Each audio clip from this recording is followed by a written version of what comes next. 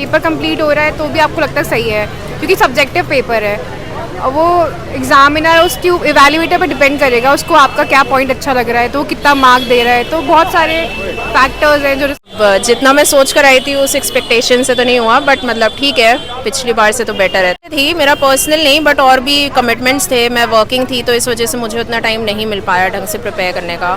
और answer writing थोड़ी सी lag कर रही थी तो वहाँ पर भी फोकस किया गया है इस बार, तो ये चेंजेस मैंने किए हैं। तो लेट्स सी। कितनी देर आप आंसर राइटिंग करते थे? फिक्स नहीं है, डिपेंड करता है कि मतलब जैसे अगर एग्ज़ाम पास में आ रहा होता तो बहुत ज़्यादा आंसर राइटिंग नहीं करी है लास्ट के 10 दिनों में, बट उससे पहले रेगुलर रहने की कोशिश करी है। तो जैसे 2 दिन में एक बार अगर हो गया तो। मेरे लिए पहली बात तो अपना हेल्थ को प्रायोरिटी रखे, क्योंकि मेरी हेल्थ ख़राब हो गई थी, इसलिए मुझे अब लगता है कि हेल्थ बहुत इम्पोर्टेंट है इस पूरी जर्नी में। आपको फिट रहना बहुत इम्पोर्टेंट है, ये मुझे अब समझ में आया है। सेकेंड है प्रैक्टिस। प्रैक्टिस बहुत ही इम्पोर्टेंट है, मतलब इसका तो कोई सब्स्टिट्यूट है ही नहीं। मार्क्स आप जितने ज़्यादा देंगे, और सेम मुझे अब मेंस दे के रियलाइज़ हुआ है कि राइटिंग प्रैक्टिस आप जितनी ज़्यादा करेंगे वो भी टाइम बाउंड मैनर में। जो बोलते हैं ना टीचर्स के 7 मिनट्स में 10 मार्कर लिखिए, 12 या 10 मिनट्स में आप 15 और 20 मार्क्स लिखिए, तो वो सच है। और आप जितना ज़्यादा प्रैक्टिस करेंगे और जितना जल्दी प्रैक्टिस करेंगे उतना ही बेनिफिशियल होगा आपके लिए। Okay ma'am, best of luck और आप लवासना तक जरूर पहुँचे। धन्यवाद। Thank you. एग्जाम हुआ मैम? सही था एग्ज़ाम का। इसमें ये है ना कि आपको खुद नहीं पता होता कि आपका एग्ज़ाम कैसा गया है। अगर आपका पेपर कंप्लीट हो रहा है तो भी आपको लगता है सही है, क्योंकि सब्जेक्टिव पेपर है और वो एग्जामिनर उसकी इवैल्यूएटर पर डिपेंड करेगा, उसको आपका क्या पॉइंट अच्छा लग रहा है तो वो कितना मार्क दे रहा है। तो बहुत सारे फैक्टर्स हैं जो रिस्पॉन्सिबल है। कौन सा अटेम्प्ट था आपका ये?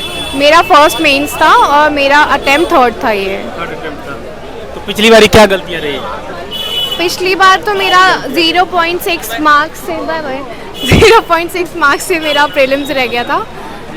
तो फिर उसमें इशू भी ये भी है कि रिज़ल्ट टाइम पे नहीं आता है, यूपीएससी का 1 साल बाद आता है, तो आपको पता ही नहीं होता है कि आप कितने मार्जिन से रहे हो, क्योंकि कोचिंग इंस्टीट्यूट्स की तो जो आंसर कीज होती हैं वो वेरी करती हैं, तो उससे आपको पता नहीं चलता। तो ये एक मुझे इशू लगता है। तो उस वजह से क्या होता है, आपका रिदम बिगड़ जाता है प्रिपरेशन का। तो ये सब फैक्टर्स को आपको ध्यान में रख के अगर आप इस तैयारी में आए हो तो आई थिंक आपको लगे रहना चाहिए। जब तक आपका फाइनल लिस्ट में नाम ना आ जाए तब तक आपको लगे तो रहना ही पड़ेगा। आपका ऑप्शनल क्या है? सोशियोलॉजी। तो कैसा गया ऑप्शनल आज का? ऑप्शनल मेरा अच्छा था, क्योंकि मैंने ग्रेजुएशन सोशियो में किया है तो मुझे इतना इशू नहीं लगा। But okay, thank you. कैसा हुआ एग्जाम मैडम? ठीक हुआ है, मतलब जितना मैं सोच कर आई थी उस एक्सपेक्टेशन से तो नहीं हुआ, बट मतलब ठीक है, पिछली बार से तो बेटर है। तो लेट्स सी। कौन सा अटेम्प्ट था आपका ये? फोर्थ। तो पिछली बार क्या गलतियाँ रही, इस बार क्या सुधार किया आपने? पिछली बार मतलब बहुत सारी चीज़ें थी, मेरा पर्सनल नहीं, बट और भी कमिटमेंट्स थे, मैं वर्किंग थी तो इस वजह से मुझे उतना टाइम नहीं मिल पाया ढंग से प्रिपेयर करने का। और आंसर राइटिंग थोड़ी सी लैग किया गया है इस बार, तो ये चेंजेस मैंने किए हैं। तो लेट्स सी। कितनी देर आप आंसर राइटिंग करते थे? फिक्स नहीं है, डिपेंड करता है कि मतलब जैसे अगर एग्ज़ाम पास में आ रहा होता तो बहुत ज़्यादा आंसर राइटिंग नहीं करी है लास्ट के 10 दिनों में, बट उससे पहले रेगुलर रहने की कोशिश करी है।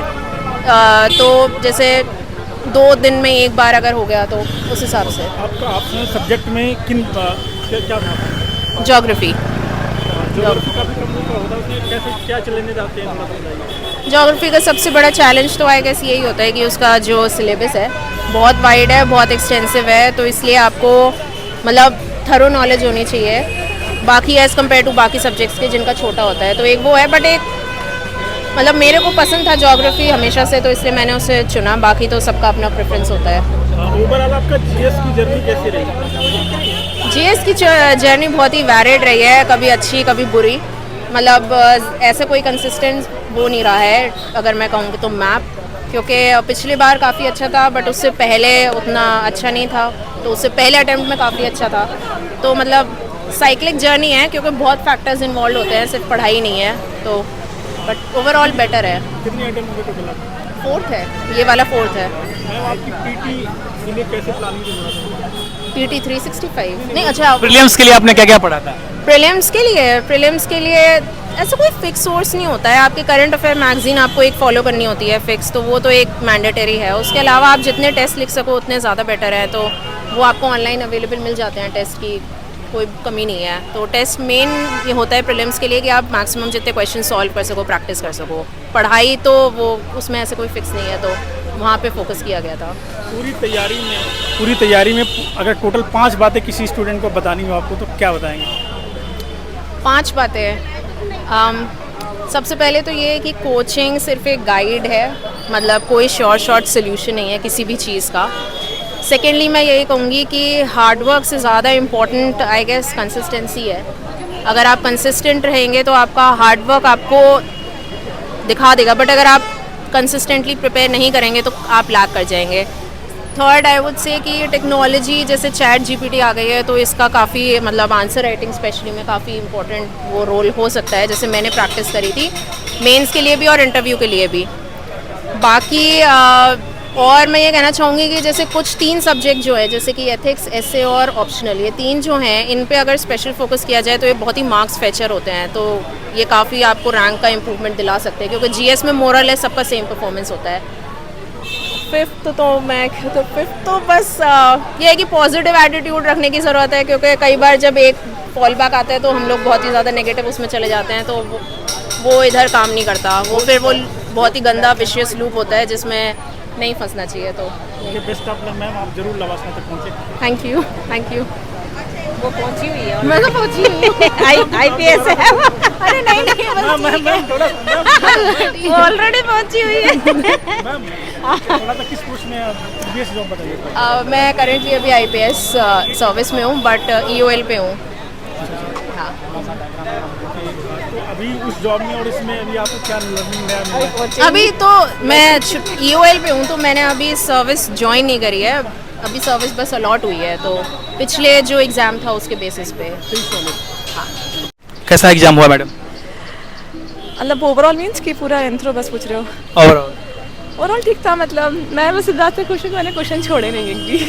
अच्छा, एक भी किसी भी पेपर में? नहीं। तो आज का क्या रहा? आज का पेपर मैंने अच्छा था, पेपर 2 थोड़ा टफ था। आपका ऑप्शनल क्या है? एंथ्रोपोलॉजी। क्या सब पूछा गया था ऑप्शनल से?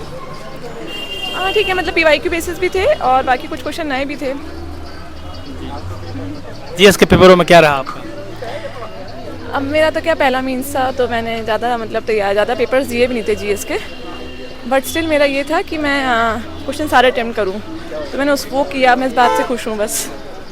हाँ। तो कितनी उम्मीद लग रही मैम इस बार? अब कुछ कह नहीं सकते, बाकी होप फॉर द बेस्ट, जो होगा बढ़िया। जी, आपका अटेम्प्ट कौन सा था?